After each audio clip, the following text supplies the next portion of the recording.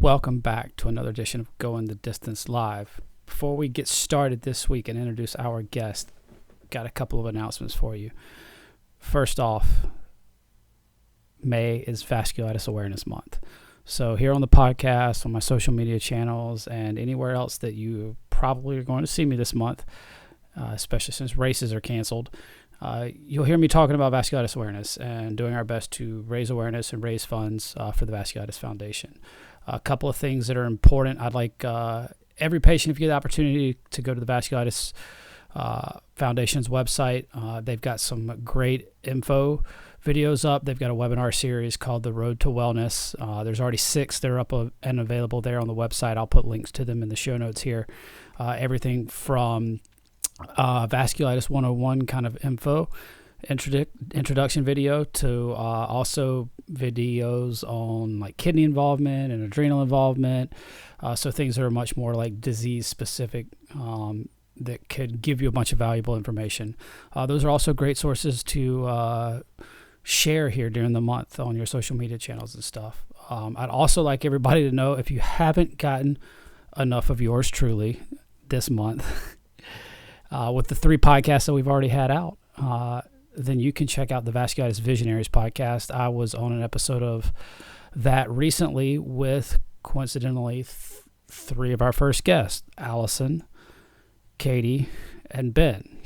We sort of shared, Ben's one of the, if you listen to last week's podcast, Ben is one of the co-hosts of that podcast. And the podcast kind of discussed like how we've been all managing the COVID crisis right now. And of course, as always happens when you get all of us together, it kind of meandered around. But it's a great podcast. Go give it a listen if you get an opportunity. Kaylee and Ben are much more polished than I am. So the podcast is much more condensed. So there's not so much rambling and stuff, but there's some great stories in there as well. This week on the podcast, we do have Beth Howe. Beth is a Bechet's patient. She is pretty famous in the vasculitis community. She has the largest Bechet's patient group on Facebook. I think they've got over 5,000 or 6,000 members already in it. So that's kind of a full-time job in itself. But I really enjoyed talking to Beth. Our paths have crossed a ton online. They've never crossed in person. We were actually at one of the symposiums together, but kind of kept missing each other. So it was very exciting to talk to her and kind of share her story. She's been dealing with this with vasculitis for a really long time and has a lot of wisdom. And I actually learned a lot, as I've learned in all the podcasts, but I learned a lot in talking with Beth. So without further ado, here's our intro music by the one and only Tyler Hudgens. Welcome to Going the Distance Live.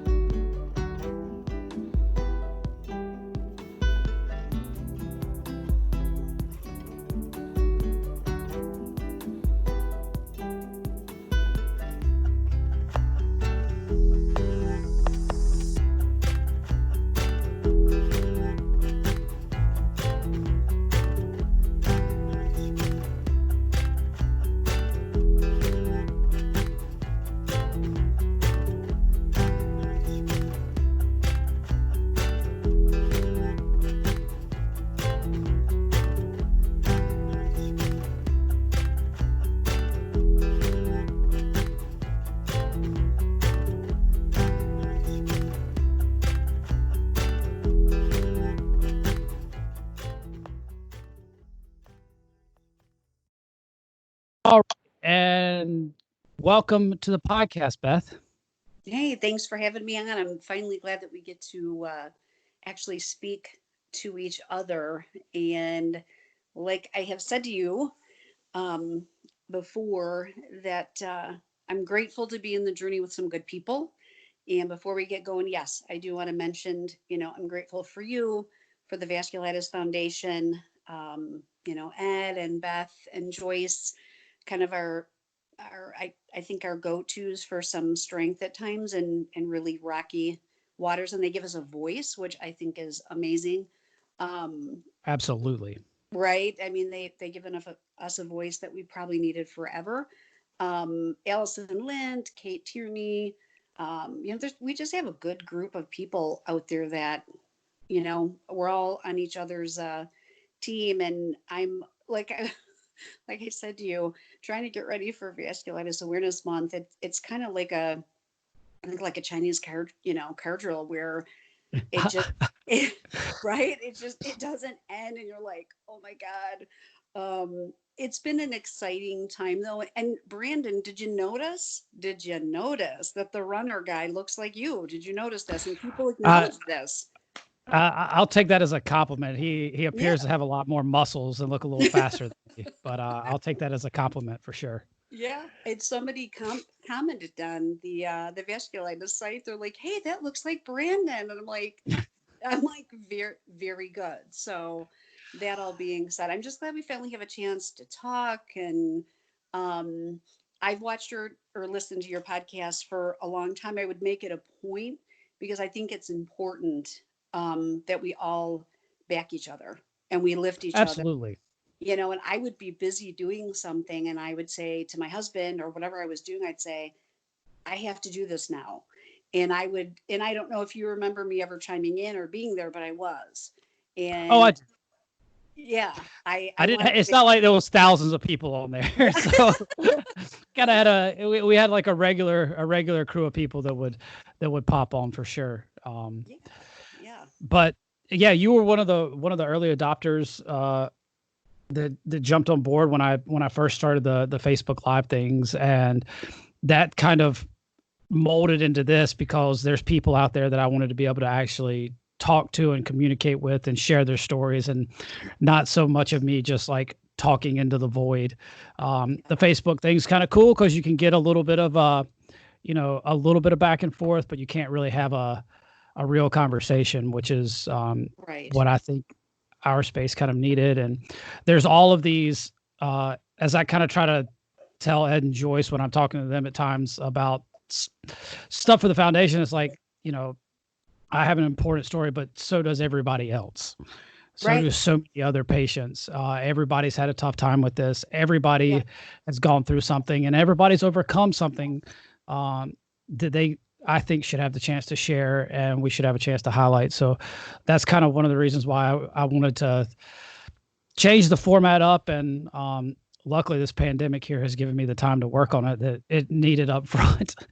But one of the blessings in disguise of this pandemic, it slowed me down enough to be able to get caught up on some stuff so I could get it off the ground. But uh, I've certainly been aware of you and what you've been doing as a fellow patient advocate, as a fellow ambassador for vasculitis.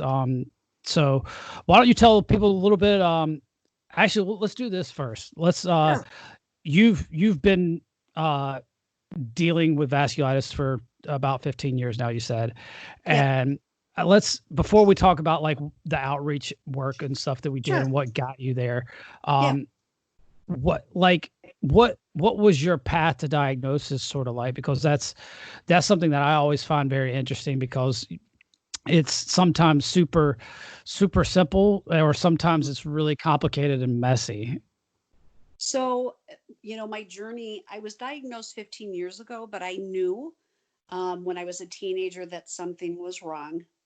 And I think I was 19 years old, and I went to my PCP. I still live with my parents, and I said, "Look at me."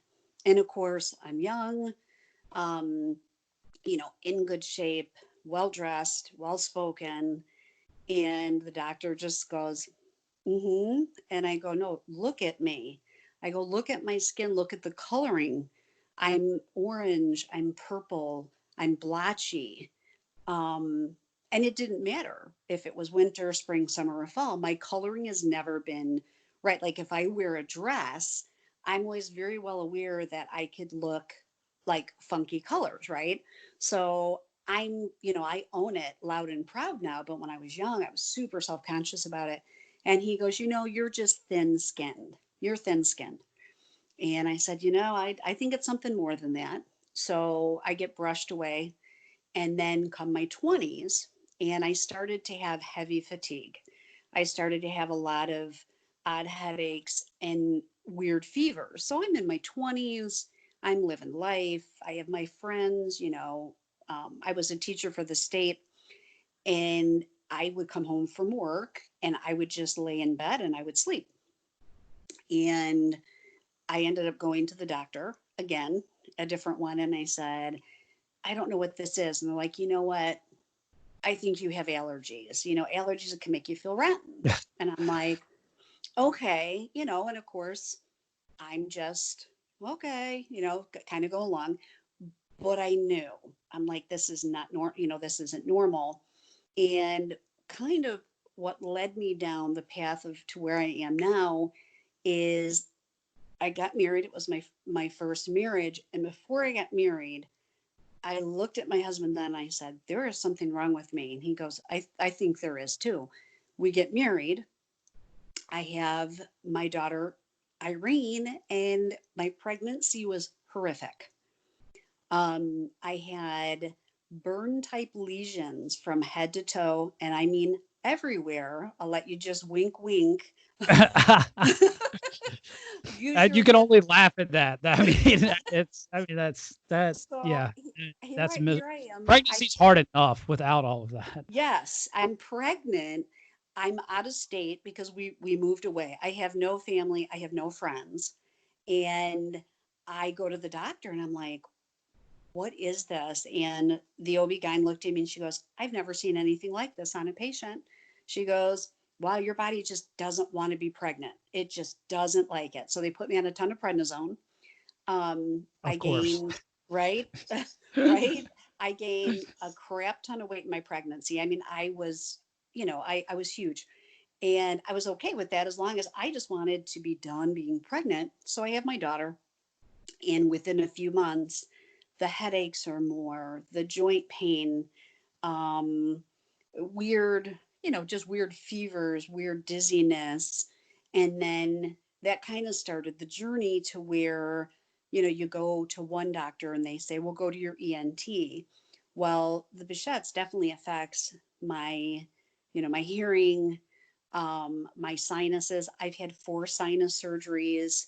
Um, and then I kept thinking my vision was off because of allergies. And they kept telling me that. They're like, you probably have a little bit of dry eye, you're this, you're this.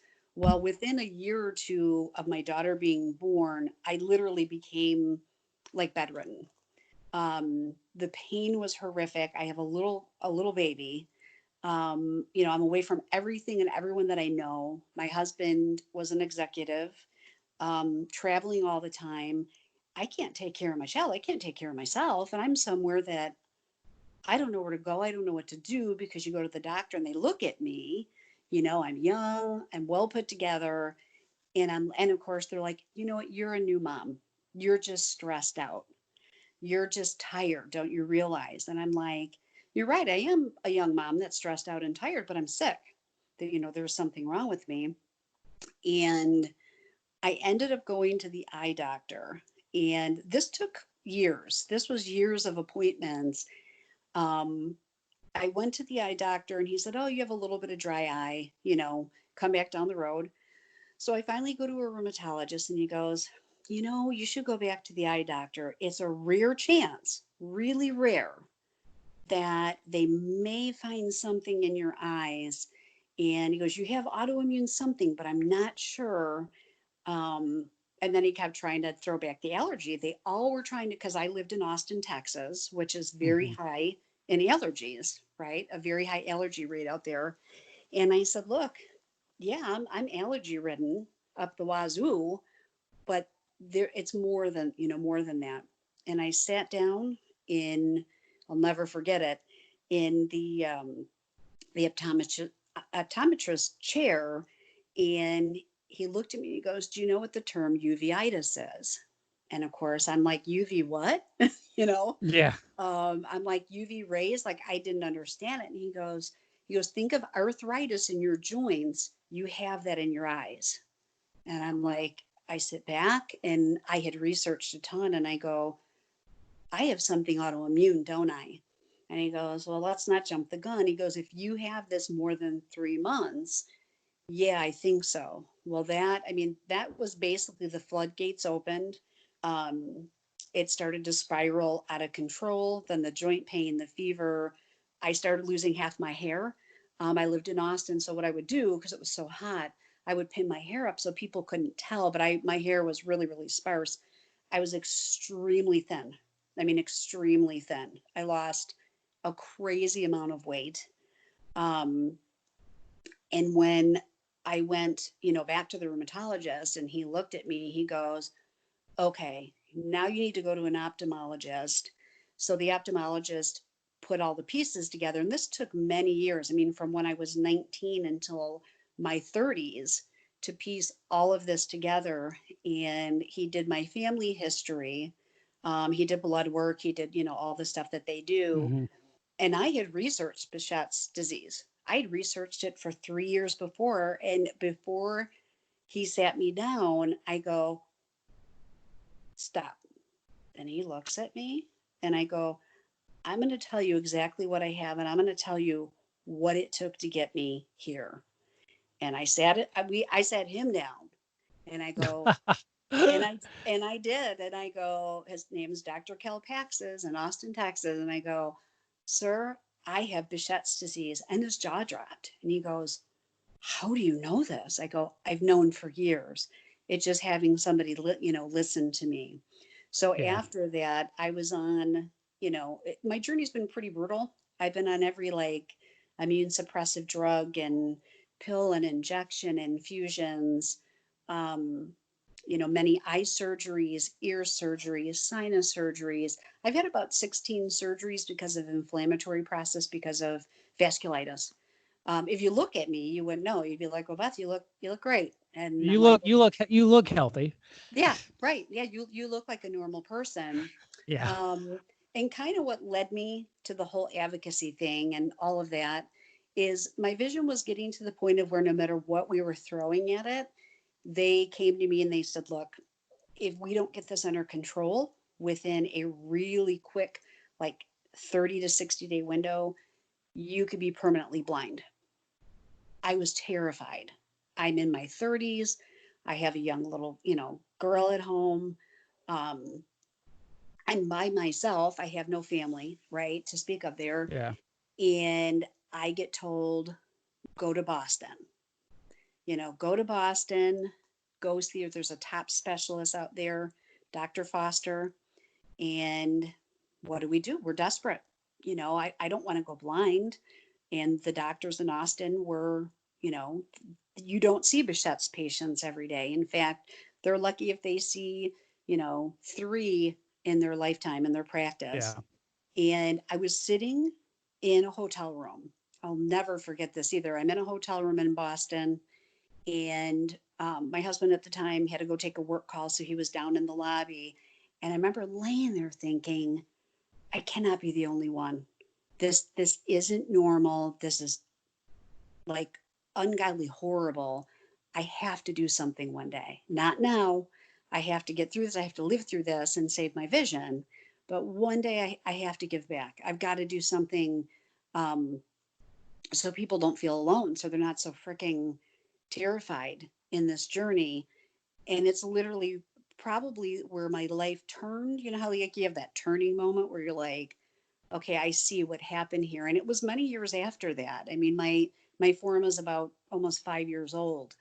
Hmm. But I knew back in my 30s that in my 40s at some point I was going to do something. So I'm hoping I'm giving you the information that you were kind of looking for. Yeah. I mean, it's, you know, um, it's always interesting to me the the threads that so many of us share, but how just different everybody's kind of journey is to get there. I mean, for you to go basically 10 years from your first symptom, right? Like your skin changing colors. You're like, I'm pretty sure I'm not supposed to be this color. Like, Yeah. like Yeah. as a sign, like, I mean, because like when you look back on it and you see all the steps that he got there, it's like you're just checking off one box after Yep. another when you go down like if you Google diagnose yourself, right? Like Dr. Yep. Google, and you're looking down the list. It's just like you're checking one box off after another, and it's like, how it's maddening. It's like when you look back on it, it's like, how did somebody, obviously you had put it together, Yep. but How did like they how miss it? has yeah How how did, how did they miss it? And yep. um that that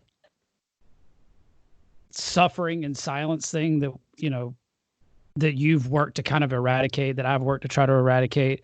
I don't think we'll ever completely get rid of it, obviously.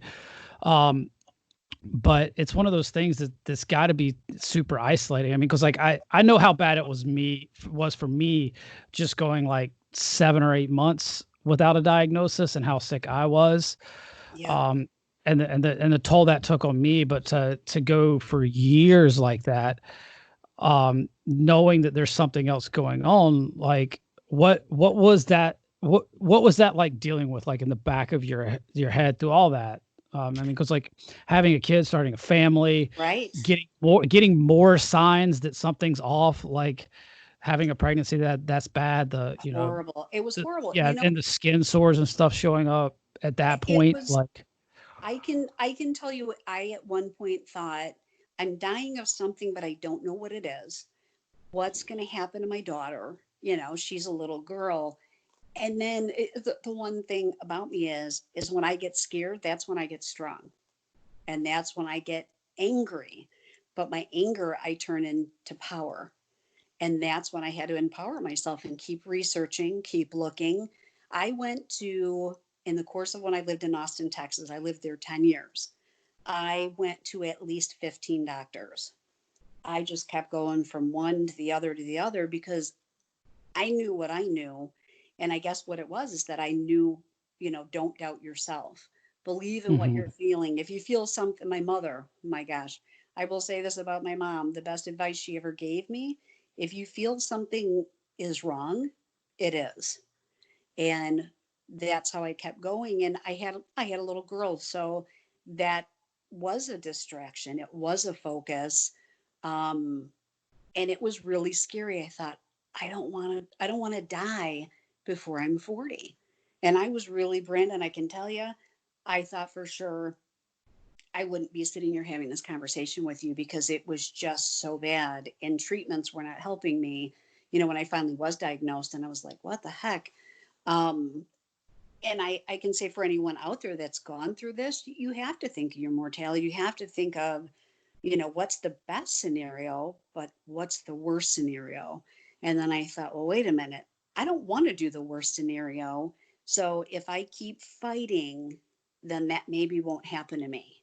And that's where I kept going and kept going and kept going. And two, I mean, when you have a child, you're in a whole other category of fighting. I mean, you will walk through hell and back to try to make sure that you're going to get through. And at one point, I developed glaucoma so bad, and I'm in my 30s, and I have to get a shunt put in my left eye, or I'm going to go blind. They're Mhm. like, we've got to do this as an emergency, or your eye is toast. I'm 37 years old. I'm Yeah, thinking, not yeah, I'm like, not the average age of a glaucoma patient. no, and you would appreciate this, and anybody listening to this. So I'm 37 years old. I look like I'm 30, okay?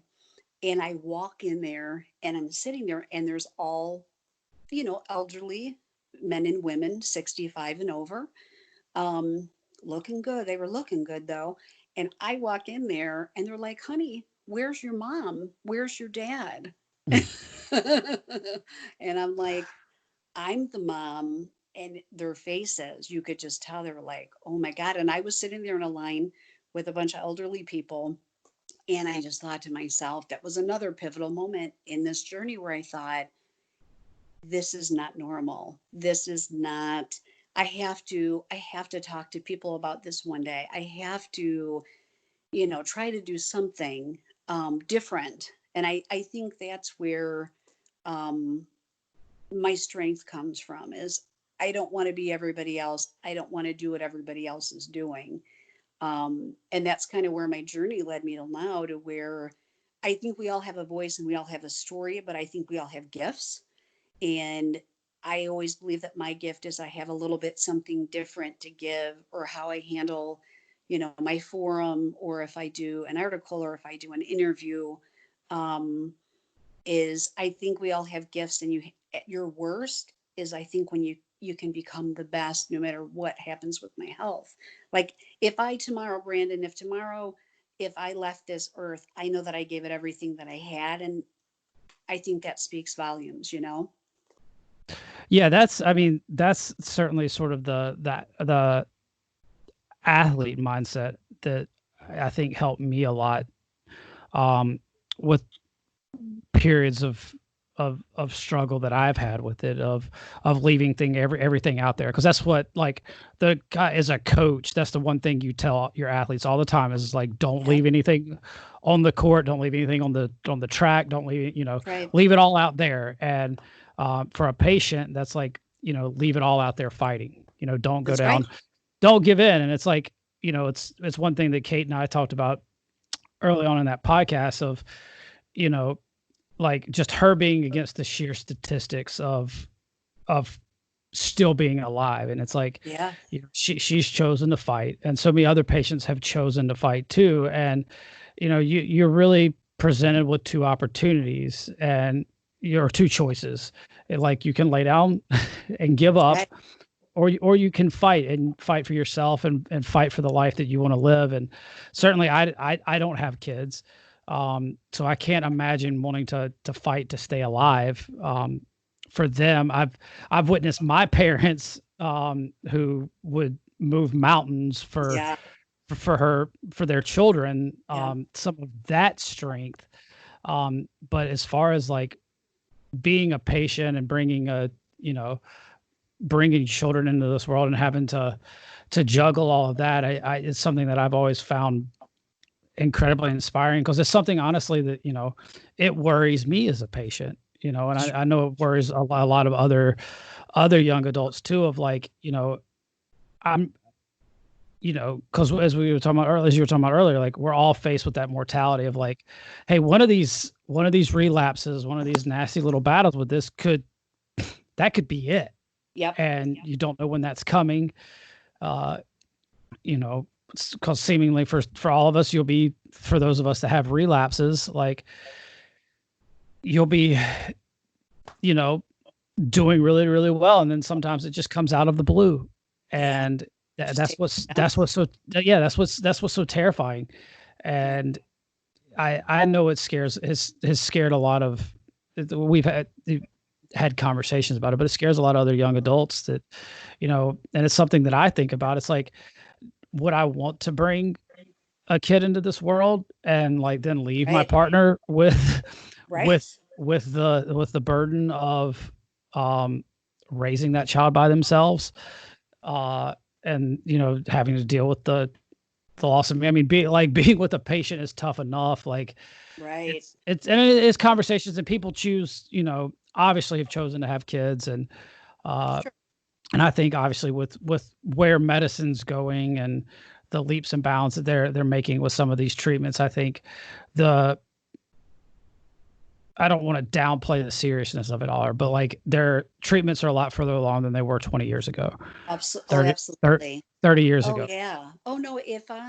So the level that I went to, and the one doctor said to me, he goes, if you would have even had this level, 30 years ago, he goes, Beth, you would have been blind, stroked, everything. Like you Yeah. stare at somebody and you're like, oh my God, what is he saying to me? Yeah. And You would have died 4 or 5 times. right, Like, right, you're you got like, enough going on here. You would have died like 4 or 5 times.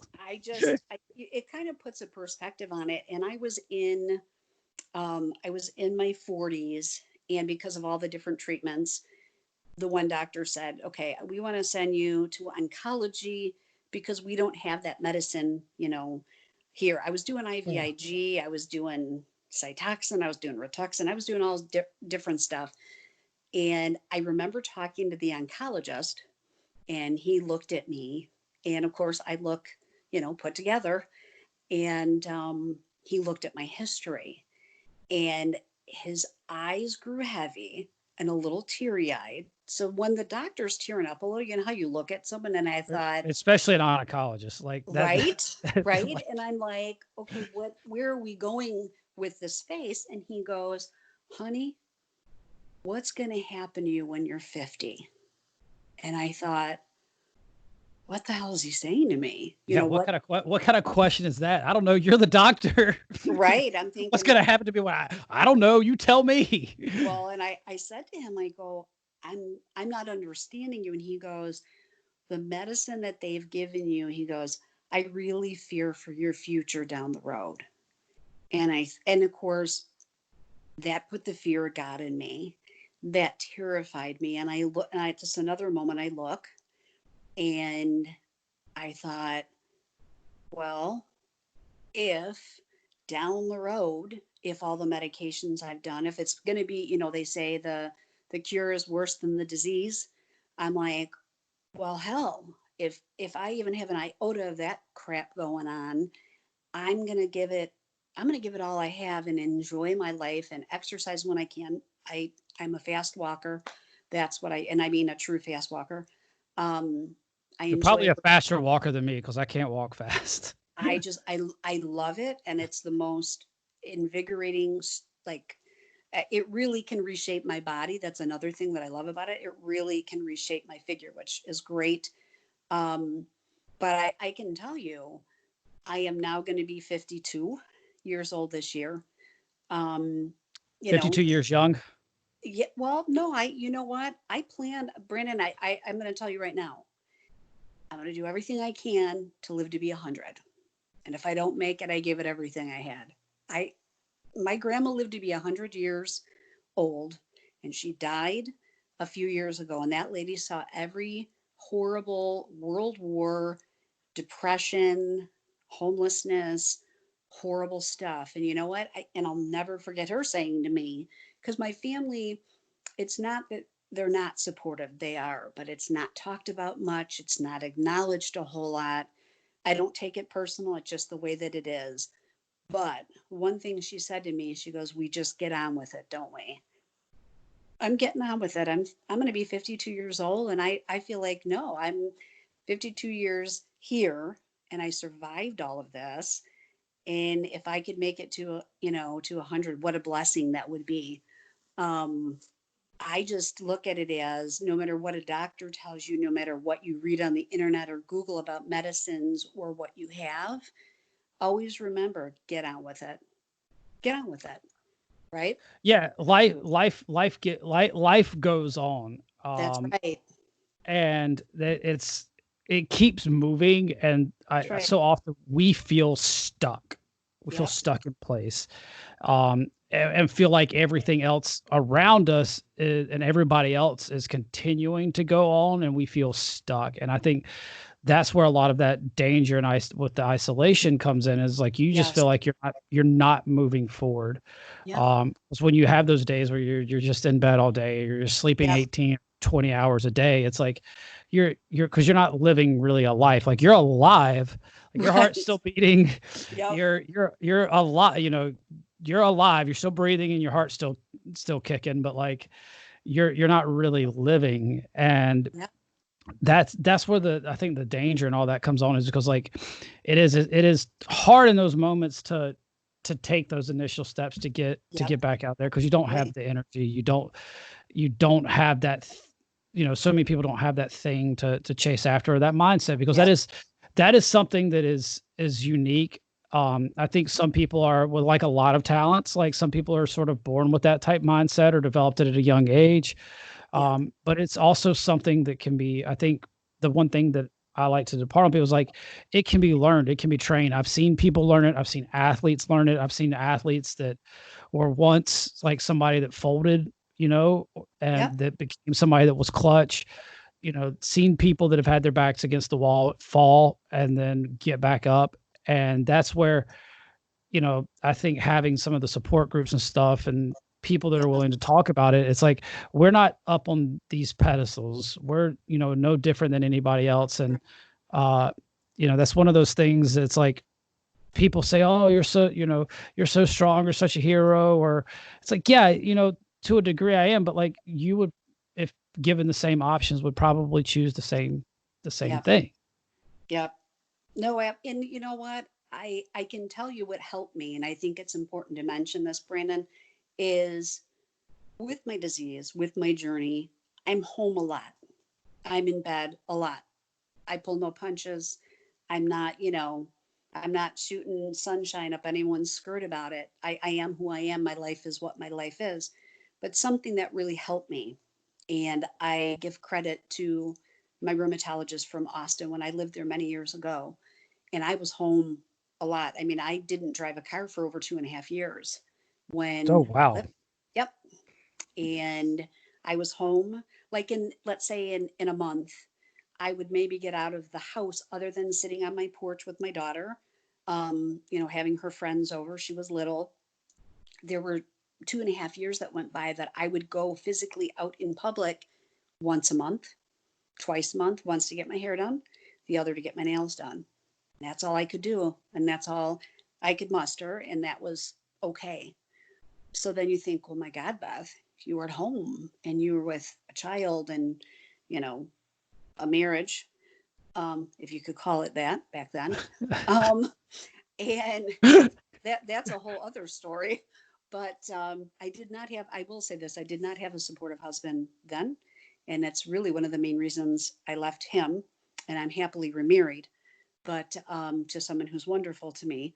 But my rheumatologist said to me, he goes, what can you do every day to make your living environment, if you have to be in this, what can you do to make it good? Well, I enjoy fashion. I enjoy decor. I enjoy art. So, what I started doing is I made my living environment nice. I bought, candles. I bought cute decor. I decorated. And then I started to put flowers out. I lived in Austin, beautiful flowers there, by the way. So what I did is I Mhm. adapted if I can't get out, I'm going to bring the goodness in. I'm not going to allow this to define my happiness. I'm going to bring, and I mean, I was losing my hair. I was skinny as a little stick. I couldn't eat. I could barely walk. I looked pretty bad back then. I looked pretty sick at that point. And I mean, I put my makeup on, I put a dress on, and I may just be laying in that bed, but that's what I did. And then that way, too, my daughter would see her mom getting up, her mom trying. What's so funny, Brandon? I was super sick, and I was the mom having the kids come over. I mean, I could barely function, and Yeah. I would have like the neighbors be so happy, like, yay, somebody's taking all these kids. You know what I mean? So they could have a Yeah. break. And I And you're remember, like, yay, people. Like, like, oh my God, people. wait, Somebody other than my family. Yes, come over, seriously. please. Oh, it was unbelievable, that part of my journey where people were just like, hey, and I was very loving to the kids and very motherly to the kids. And that's my role. I love kids. But I brought the goodness in. And I think that's important for anyone listening to this. If you're isolated, if you're in, and it doesn't have to be anything expensive or extravagant, even little small rituals of, candles and a bath. You can buy candles at any drugstore for a few bucks. It doesn't have to be a deep dive. Um, I used the good china. I still do this now. I'll bring out like my nice glassware, my nice stuff. And it led me now to where I took all of that decorating and decor and all of that, and I opened a business. I am now an interior decorator because I bring the goodness in. Mhm. And I took the bad and I made it good. Um, just like with my forum, and I think this is really important to note. Um, and it's probably the first time that I've talked about it, and I hope you're open to it. Um, I developed my forum because I got bullied in the vasculitis community. And I was feeling pretty bad, pretty bad. and it's not a perfect world. Not everyone's going to have, we're not going to all get along. And, in the community. And I randomly, I was, you're friends with people in the community and on Facebook, Yeah. and you watch their journey. I was just distraught, crushed, devastated. And I reached out to June Dunn probably at 1 o'clock in the morning and said, "Hey, I'm not kidding. I did. I texted her. I'm like, I don't know why I trust her, but I do." And I Mm-hmm. said, I'm feeling pretty bad. And there's some, just not some stuff I'm not liking that I'm seeing in the community. There's some stuff that just doesn't feel good. And I'm not liking how people are treating one another in certain ways. And we talked and we talked, and I said, I've always thought about it. Maybe I should start my own forum and run it my own way and do things and, maybe be a voice. And I kid you not, from another really hard situation, um, I put the group up within a day. At first I had like, I don't know, 30 members or something. I didn't even know if people would join. I didn't know if people would say, this is stupid, I'm not joining this group or whatever. And I worked really, really hard at it. And I worked every day and I worked 7 days a week. I had June there, supporting me. Mm-hmm. And now we went from, 30, and we'll be at 6,000 members by the end of this, end of May. Um, and it just opened up a whole bunch of doors. And again, another tough situation to where I felt, you know, upset or hurt or bad. And I made something out of something cruddy, into something good. And I've never really kind of said how my journey started with my group. It was always, I want to give back. And it was like, well, Yeah. no, you know, there was deeper stuff going on there. Um, and I found, in the community, and I would tell anyone this, Brandon, I don't know all of your experiences, but it's like in any group of people that you would ever meet, no matter what it is, there's going to be the good, the bad, and the ugly. Um, and you've got to find your tribe, you got to find your people. Um, you're going to find things that are not so good for you and toxicity. And I would just tell people in the journey, you gotta lean to the people that are, you know, on the positive track. Um, right? Yeah, you certainly do. And I kind of want to actually go back to something you said at the Sure. beginning of this that I think is super important. Because I heard this somewhere from a psychologist that I was listening to at some point. And I wish I could remember who it was. And if I can, I'll put it in the show notes afterwards. But the psychologist was talking about like those first steps you make when life falls apart, right? And you can't get out of bed, whether it's because of a disease, whether it's because of, the loss of a loved one, whether it's, severe anxiety, depression, whatever, you lose a leg, people that are struggling from PTSD, whatever's keeping somebody in bed, keeping them from getting out, keeping them from living their life. The first thing that you can do, everybody can do, no matter their income level, no matter where they're at in their life, is they can clean their room. That's right. You can Yep. pick up your room. You can make your room look nicer. You don't even have to spend money. I mean, even though you can Right. get, like some cheap candles, but like you Yep. don't even have to spend money to pick up your room and clean your room, put things in order and start there, because that's the first step is like taking care of your space, taking care of the place that you live.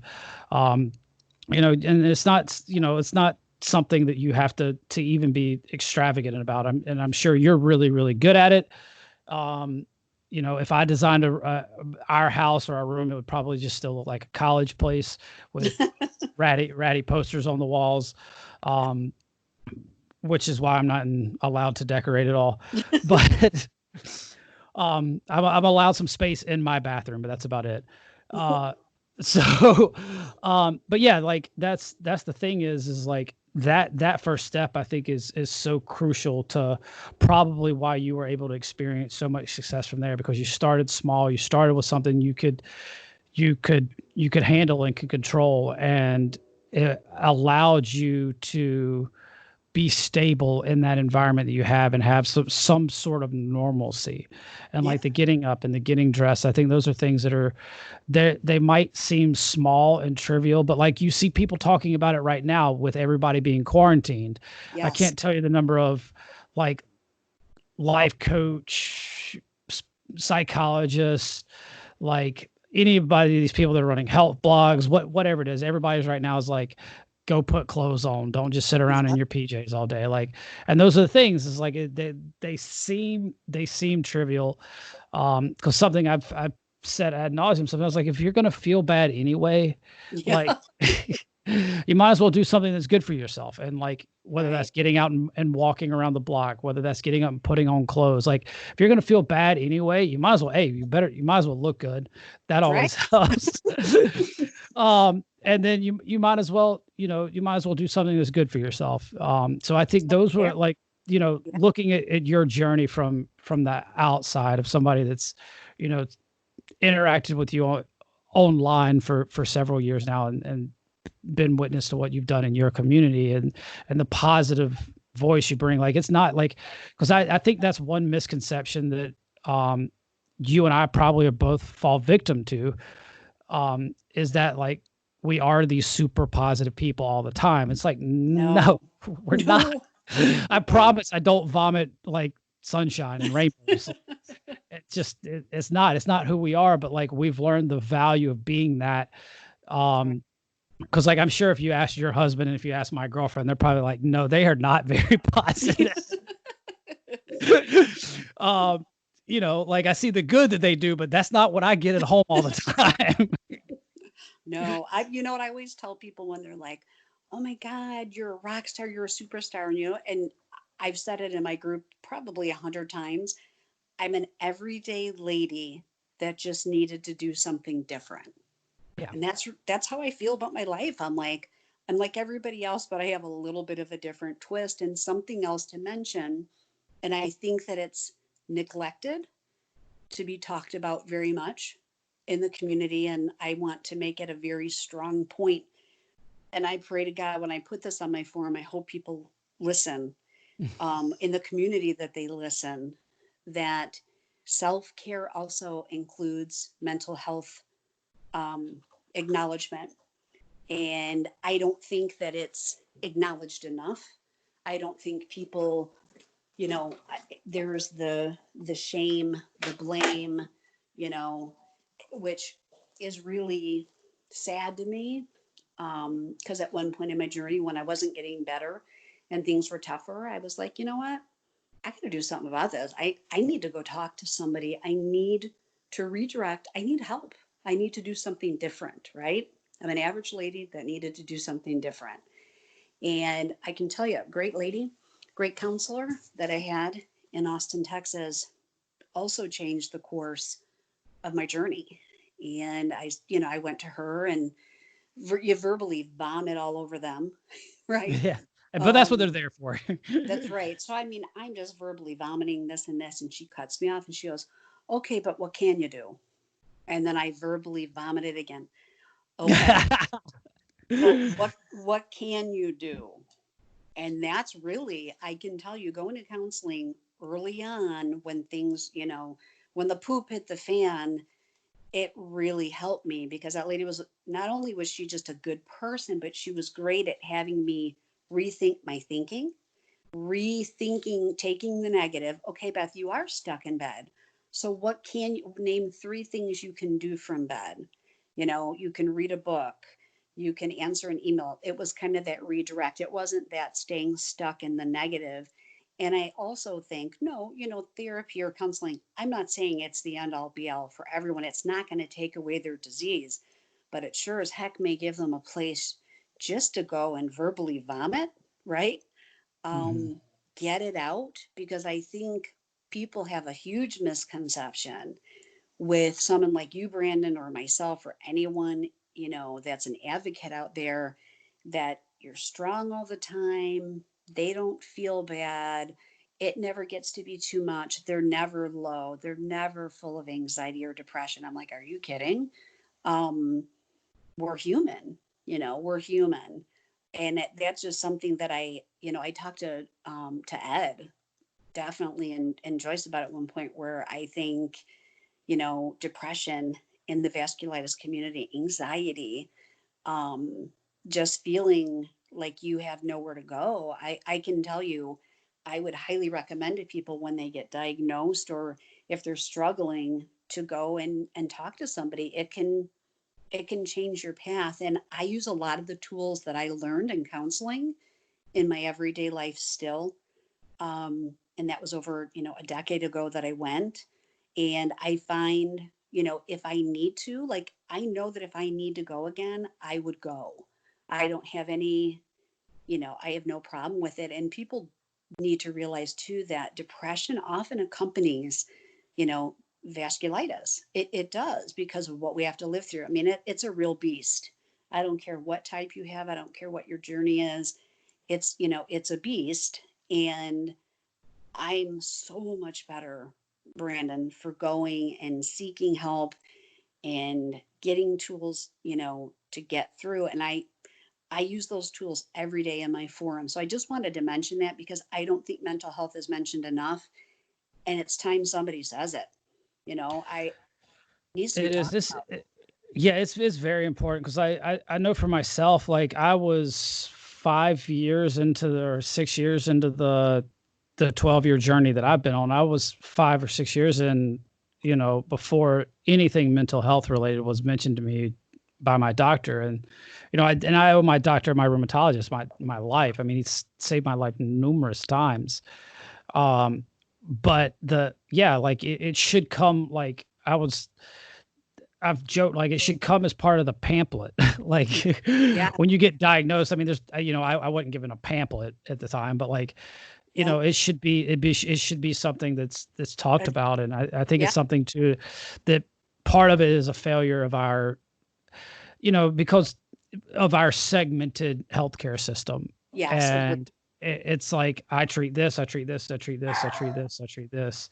And, um, they don't, and none of those, it's like you're seeing, a kidney doctor, a lung doctor, an eye doctor, an ENT. You're Yep. seeing a rheumatologist that's kind of over top all of them, and then you might, have all these Yes. other sides, but none of them are addressing the mental health at all.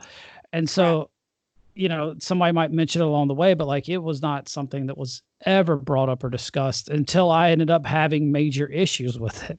Yep. Um, and I was having so many issues with it that I actually thought I was sick again. Yeah. And Yeah.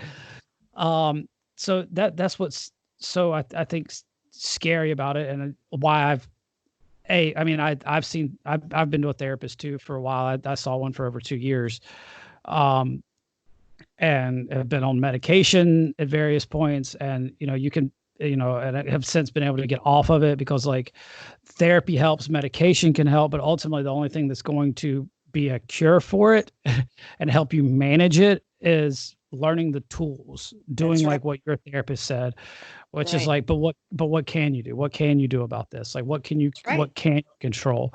Uh, and that it wasn't until my therapist was good for like listening to me early on, but like she certainly didn't empower me. The best thing that she ever did, and this is a compliment, was just like it's normal for you to feel this way. Like, look at what all's going on. Like from a Yeah. objective standpoint, look at what's happened to your life. Right. Like your pain is real. Your pain's normal. Like somebody should be going through through That's some right. severe mental trauma because of what's happened to you. Now, um, her methods of initially of dealing with them, I think, weren't as helpful after I got to a certain point. Like I wasn't pushed any further and I was wanting to. Um, but that's the thing is like, until you take those steps to like, and I actually was, crazy enough to take those steps on my own and start trying to find ways to handle it. Yeah. Um, and I wish I'd had somebody to guide me a little bit better. But like when I was living in a tiny little town in Boone, like North Carolina, tiny little mountain town, there's only so many therapists. Like, and so it was I was kind of left to my own To navigate. to navigate those waters and Yeah. explore and learn. But I mean, I think that also helped me a lot. But like, it's not like, and there are tools, there are mental tools, like learning what to Right. do when you feel that anxiety crawling up your Yeah. spine, when you feel that black cloud just like come zooming in overhead like a thunderstorm. Like, once you start to recognize those and you learn, it's like, all right, this is what I'm supposed to do. Like that stuff's not inherent for anybody. That's not No. inherent Right. for us. But you learn how to, you learn how to navigate. You learn what to do. It's like, all right, I see this coming. I know this is here.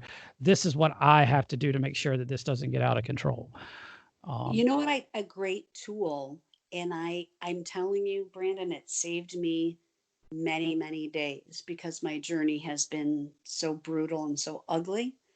Is I allow myself, I do it still. I do it every day because my life isn't what it once was when I was, super young.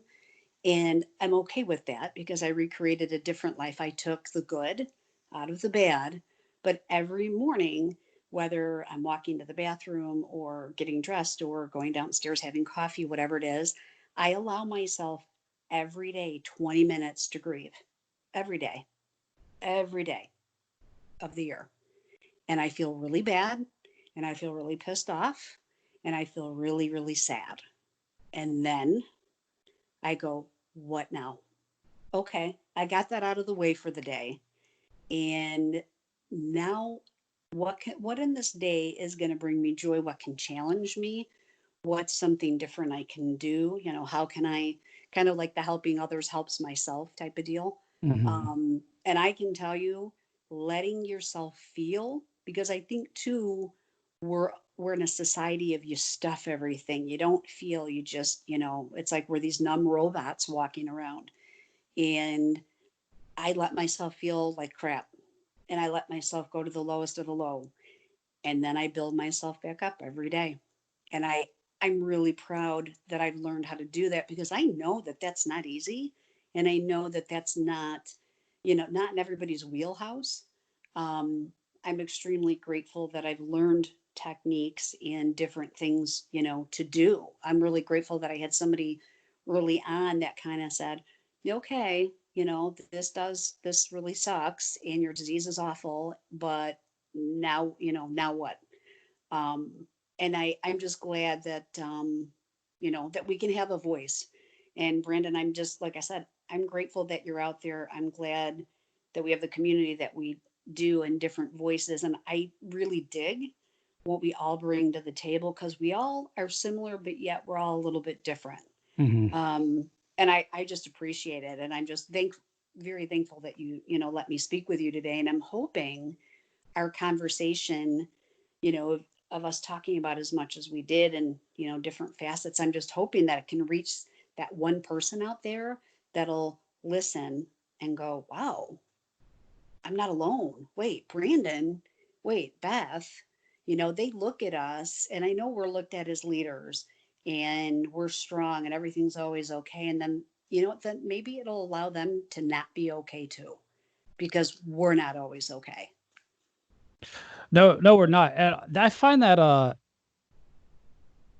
very interesting the way that you've kind of allowed yourself to grieve. I mean, because I think that is important.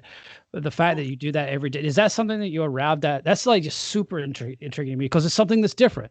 Like Yeah. I've never thought about things like that way. I have something similar with like when I have something bad happen, I try to give myself 24 or 48 hours or whatever it is Yep. to process it and grieve or um be angry, whatever it is. Yep. But that 20 minutes every day, because Yeah. where I thought you were going with that Yeah. was totally not where I thought you were going to say, like, I wake up every morning and, my life's totally in the dumps, but I find something, like I spend 5 minutes every day, like, or first thing in the morning when I wake up, like I make myself think of something that I'm grateful for. Because that's like what one of the like most Yep. basic principles of Yes. any sort Yes. of enlightenment or meditation or mindfulness training, any of that, whatever you want to pigeonhole that stuff, that philosophy into. That's like one thing that they teach you very early on to try to do. But like you went like way the other way, and you're like, I'm going to spend 20 minutes being absolutely miserable every single day. Yes. Yep. Like, so it's like, you just like, you go down into it, and then Deep. you're like, yeah. And I'm going to, to like soldier out of that every single day, like Yep. that's powerful. And I kind of like, in my weird mass, like as somebody that runs really hard all the time and puts themselves in those black holes, I kind of like that. Yep. So like, it's very similar to like running really hard, and like, you're going to Yep. put yourself down into like a really very uncomfortable place. Yep. But I find that fascinating because I've never heard anybody talk about. Is that something you just arrived at it on your own, or is that something that you learned from somebody? Or It's something that I realized, because if I just sat there and I'm just going to lay it on the line, if I just sat there every day and let's just be grateful, that's not Brandon. That is not realistic, brother. That isn't realistic, because the reality of life is sometimes it's really bad and it's really hard. And when you have a chronic disease and you have it to the level that many of us do, every day it can be hard from the life that we knew. And so, because I kept doing the, okay, what now, what next, and it wasn't clicking completely for me. And I Mhm. thought, I have to feel this, because if I don't feel this, then I can't work through it. I can't get on with it. As my grandmother would say, you get on with it. And I wasn't getting on with it. And I'm like, okay, I'm lying to myself. I'm going through the motions and I'm not really doing this. I was talking the talk, but I wasn't walking the walk.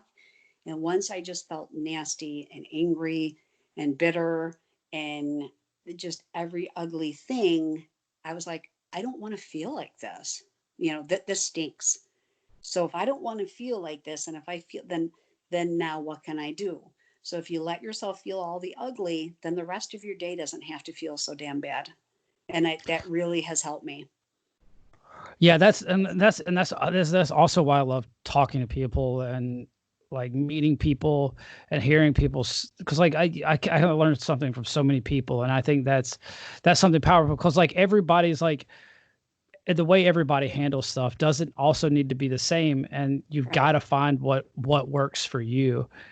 And the fact that you stumbled upon that, I think, is just absolutely brilliant. Thank you. And it was powerful because like, Yes. you're allowing you're being kind to yourself, right? You're allowing yourself to recognize that That's right. what you are experiencing sucks and is hard, and the life that you have now, um, in your early 50s, is not what you envisioned for yourself when you were 19 years old, That's when you were right. 20 years old. Like, this is not, it's not the path that you thought that this journey was going to take you on. And allowing yourself to feel that, and move on every single day from it, is I think is very powerful. A lot of people, and you know, I I I'm probably even going to try to attempt to do that myself at some point in time here, because I like trying things and seeing what works and see what doesn't work. So because that is because like, I oftentimes too think some of the things that I talk about, because I am so crappy with words, is like, um, the constant movement and moving forward, like sometimes can feel like an avoidance. Um, Yes. That's but right. it's like, it's not, like, I don't ever want it to be looked at as avoidance, because like, Yeah. you do need to feel those things. It's just like, you need to like, the constant movement thing, and it is the call to action, kind of like you're talking about. It's like, but Right. what can you do? It's not Right. like, oh, like, let's avoid this. It's like, what can you do to make this better? And that is just like, to like allow yourself to be like, every morning when I wake up, it's like, waking up doesn't feel great, right? Like, and I'm going to Right. acknowledge that my life is hard, and my life Right. has been very difficult and not kind to me. And I'm going to wallow in this, and then I'm going to have my coffee, and I'm going to go and I'm going to let Right. that brighten my day. And then we're going to go on with life, and That's we're right. going to move on, and Yep. take on the world. And I find it super interesting too, because you're somebody that's, like everybody kind of else that I've talked to in the first few episodes uh, of having guests on like this, is you're somebody that set up a a life kind of that has allowed you to create and do and sort of follow some of your passions so that you weren't, just stuck in bed watching Netflix and trying to read and trying to make that be Exactly. happy place. Yep. Right? Because like it doesn't matter how many days you watch Netflix and read, at some point in time it is going to get It's boring. you can't be grateful to be Right. to be there, no matter how hard you try. No, agreed. And I think it's one of those, find something, find something in the ugly and focus on that. And that's what I did. And, I can say that I've tried other things and they weren't what I thought they would be either. And it's kind of a lesson in life over and over again. Certain things are going to turn out better than you thought, and certain things are going to be a real bust. Um, but in that every day when I do it and I grieve every day, then I find the more that I practiced it, the better I'm emotionally, even if physically I'm just laid out that day, joint pain, fever, everything, I was still happy because I can say to my husband, I feel really horrible and I have to be in bed today, but I'm still happy. I'm not crabby, or I'll say to him, I'm not crabby. And he kind of laughs. And then He's like, yeah, and then, right. right. He just If like, this is you're you not right. crabby. And that's kind of how I deal with it. It's like the other day we're laying in bed and like, I don't feel good, but I don't know if I'm crabby. And then I'll say stuff like that. And then I'll feel what I feel. And then it helps me. I think my point of bringing this up in the podcast is it's okay to feel. It's healthy to feel. Let it just ravage the crap out of you, of every damn thing. Because we're always told, think better, replace the negative word with a positive. Well, let the negative out first and then refill your well. So if you feeling it and it's there, you have that we have a cross to bear with vasculitis, whether, our journey is a mild or a heavier one, it's still a cross. Well, if you can open up your well a little bit and let it out and then, refill it, that's kind of how I look at it. And I can tell you I went through a lot, Brandon, before I got to that mental mindset. It took many years. It's not like it came overnight. Um, but I finally realized what helped me, what worked for me. And I put it on my group before. I said, you guys, I let myself feel like absolute hell. And I mean, I think I swear every word in my head. I mean, I'm just like, I'm swearing like a sailor in my mind, and I'm cursing the world, I'm cursing everything. And I can snap out of that. And I'm like, okay, enough of you. Like, I get tired of myself. I'm like, okay, you're annoying me, and this is annoying, and this feels bad to me. So now what? Let's Yeah, move, that's right? the the lesson in that too, because like I think the hard challenge of that is somebody that's spent a lot of time in those headspaces is it's hard to get out of.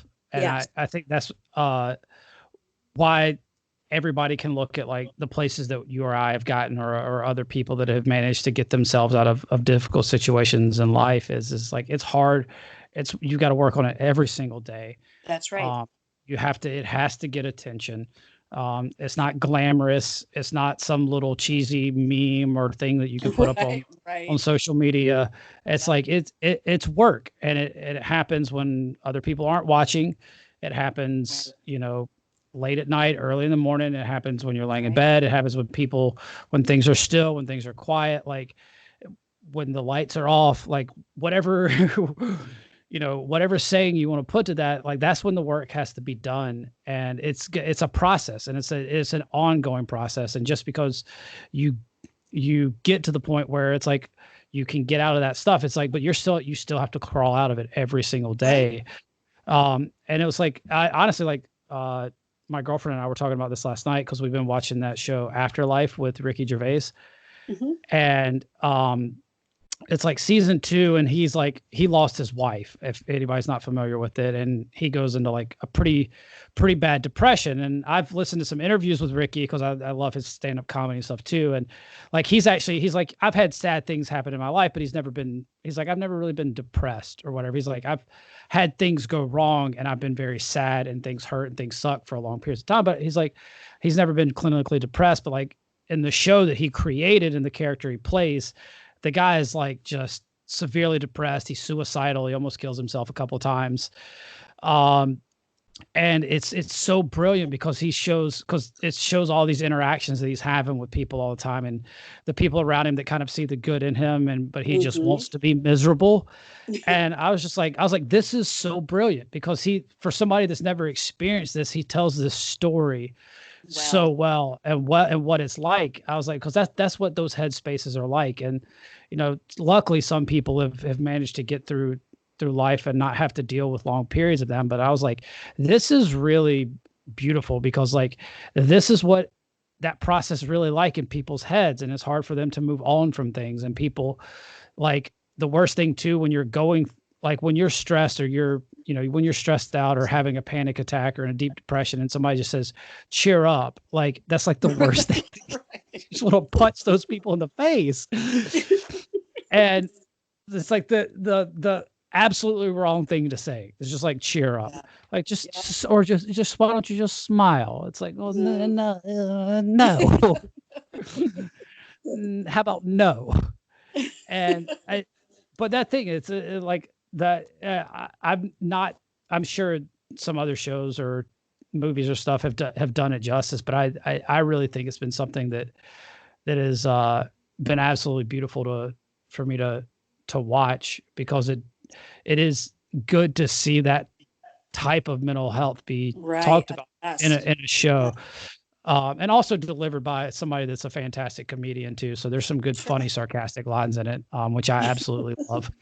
Some good dark humor in it, but that's the thing is, I think this so important about like those mindsets is that recognizing that like once this happens, it doesn't ever go away, and it takes a lot of work, and it's not just something that you're going to all of a sudden snap your fingers and it's like, all right, well, I think positive now, and have anything else go wrong again. It's not just about that. And I think that mental reset that you've able to to make a part of your life every single day, I think it's just brilliant. Oh, thanks. Like I said, if my journey can, even give anybody a little bit of a hint or a clue to try something different, that's why when I listen to like, your journey or anyone in the vasculitis community, or, the Allison Lentz out there, or the Sandy Nyes, or, any one of us on the journey, June, my admin, I hear so many different stories from my forum because we have so many in it. And I just realized we all kind of have something different to give. And I told people, try on different hats. Try a different hat. And if you try something one day and it just sucks and it just doesn't work for you, do something else.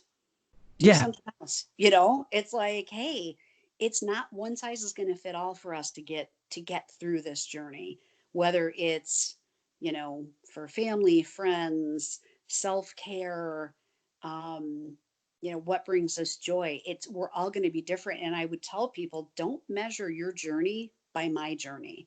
Because that's one thing I think that I struggled with, is I kept measuring my journey long ago against everybody else's. And then I didn't know what to think or feel. And it was like, no, you have your own journey and your own life that you have to get through. And once you stop that comparison, unfortunately in society, we compare too much, and that can bring you depression, that can bring you anxiety, that can bring you sadness.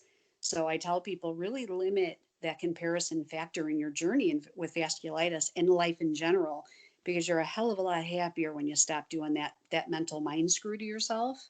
Because let's face it, in the vasculitis journey, you're going to see people doing a lot better than you, and you're going to see people doing a lot worse than you. And it can be really hard to be caught up in it. If you go on social forums, if you go in support groups, whatever, I caution people and say, take the good and leave the rest. Don't get so Yeah. sucked into all of it. Um, and as leading a forum and doing the advocacy work that I do and all the people that I deal with, people will look and they'll be so caught up in the worst case scenario and the worst things. And it can be easy to go there, and want to stay there. And remember, you're you and your journey is unique. And that's a good thing. You don't have to fit into one box. And if something isn't working, you get on with it and you keep Yeah. going and you keep trying. I guess that's, like when I leave this world one day, when I'm 100 and they play this back, many years We'll from play it now. at your funeral. That's We'll play right. it at your funeral. That's right. They'll play this. I'm just hoping that people remember, hey, get on with it. You can always try something different. You can always do something. It doesn't mean it's always going to work out, but you just keep trying on different hats. And I say this to my daughter about life. And I've ingrained it in her, and I kind of try to bring that out in other people. Like, okay, this failed, but what else can we focus on? And it doesn't always mean it has to be the happiest thing, in the world either. And, Brandon, I don't have the answers, just like you don't, but what's given you power and strength. And, I just appreciate that and I have to say this to it, that you're somebody else in the ring with me. Um, I appreciate it more than because at times, like I said, when I'm feeling exhausted, I can kind of look at, something you're doing or talking about or have done. And, we all gain strength from each other. It takes a community, right? It takes a village. Um, Absolutely. Yes, it does. and I can tell you, I'm grateful and thank you for having me on today. Well, I feel like, and I know I've said this a few times, like one of the things that scared me away from some of this when I first kind of started dipping my toes into it was, like you were saying, a lot of the negativity and just the constant talking about the bad things. Mm-hmm. I mean, because they're there, and like I certainly recognize that, and there's a place, I think, for some of that. But it's got to be balanced, and like you say, like you come out of it every single day, but like if you just find yourself creeping into those places every single day, if life's already bad, and then like where you're kind of going to socialize with other patients and get some sort of perspective on what's going on, if that you're also getting negativity back there, it can be really, really dangerous. And Mm-hmm. like I certainly understand absolutely what you're talking about, and which is why when I did start the Victory Over Vasculitis stuff, I wanted it to be something that was positive. So I've done my best to stay, kind of away from that stuff. Like I have enough negative thoughts on my own. I don't need Right. I don't need I could get, I'm hard enough on myself and the things Right. that are going on Right. in my head. I don't need any of that other stuff. So I've done a fairly good job of keeping it, kind of at arm's length. Like I know that the stuff's there, and sometimes I end up in it a little bit. I'm not a perfect person, contrary to what some of you might believe. I'm not perfect. I'm not perfect, but yeah, and that that's what I think of. What initially wanted me to like have you on too, because you're somebody that I felt like was preaching that positivity and the change, and what your Bechet's group has been able to accomplish, and just the sheer volume of people that you have, and have been able to keep it that way. I know I don't have to avoid it. You know what I mean? Like when I see Sure. something, I know I can read it. Like I don't have to just like skip and keep going. um, it's something that I know that I can engage with, and at times find like inspiring, because that's what being able to lean on each other in a rare disease community needs to be. Is it needs to be inspiring. You need to be able to share in an honest and open way, but ultimately kind of find that thing that you can learn from it, find that way that you can grow from it, and continue to move on, like you've talked about. So the inspiration goes both ways, my friend. And I'm grateful that you took the time to come on here and speak with me. And I'm sure the people in your group are going to hopefully be fascinated by this, to get a little bit more insight into their leaders' mindset. I know most of them are probably well aware of it, but you can only get so much from behind a keyboard. Right. Right. Yep.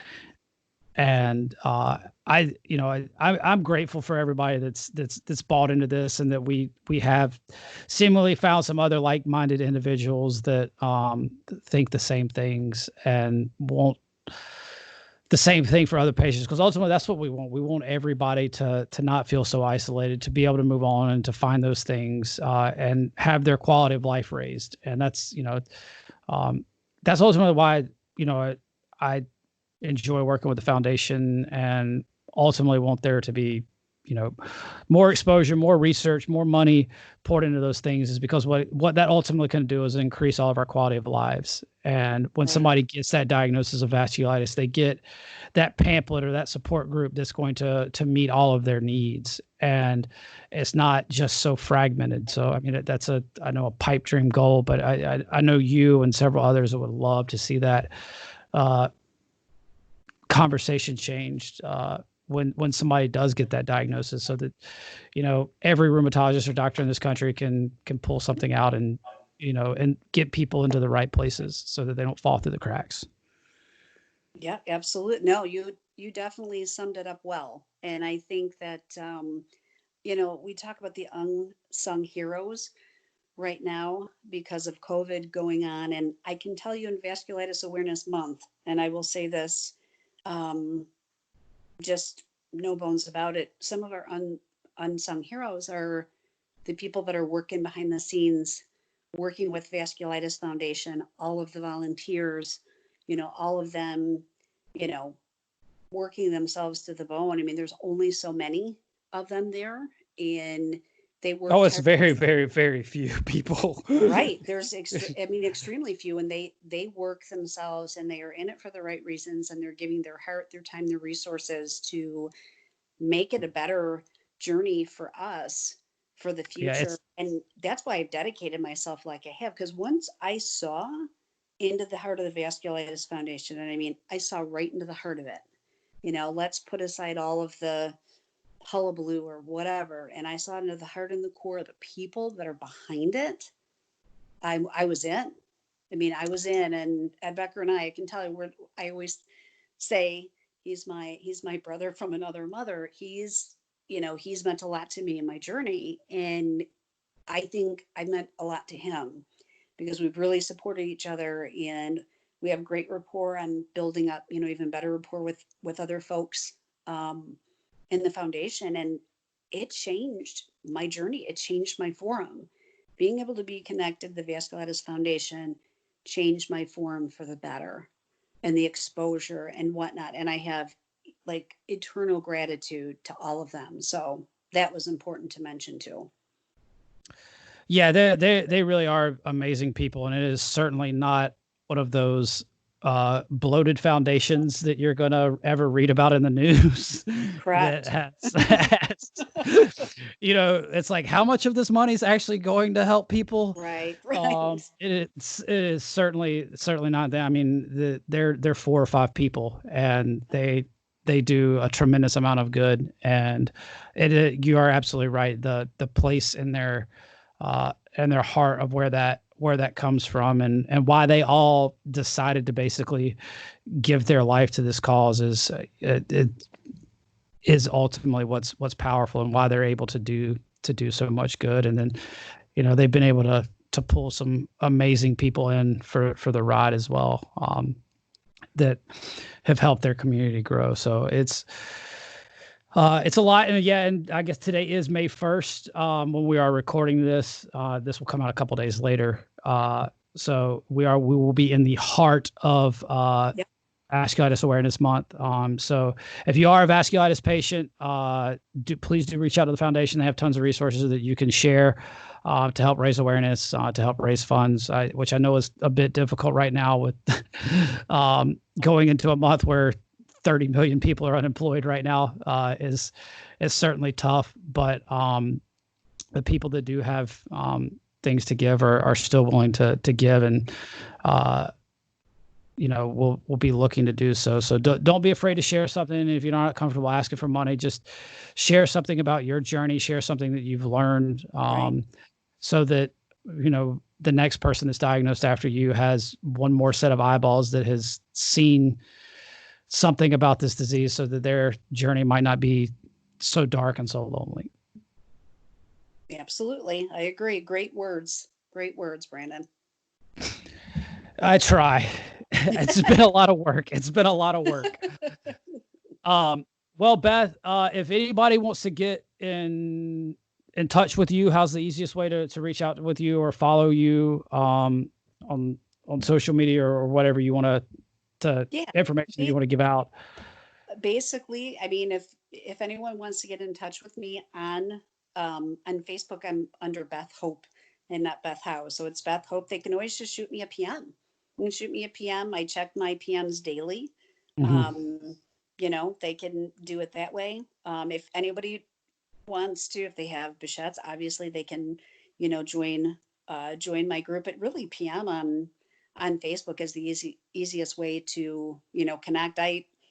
I deal with people and patients from around the world daily. That's a common deal for me. So I'm always open to, a chat or support or to help somebody find resources.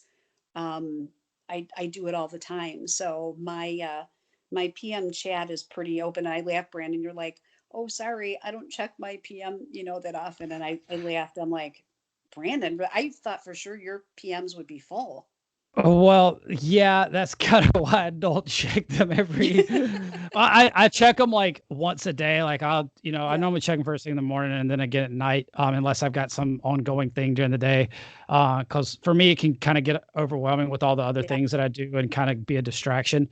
Yeah. And right now too, I will just sit on it all day if I'm not careful. So last night I was like, oh man, sorry. But I do respond to everybody, but sometimes it is like a day or two later, with all the things the mess of my life. But Beth, I can't thank you enough for everything that you do for our community and taking the time to come on the podcast today. All right. Thank you so much.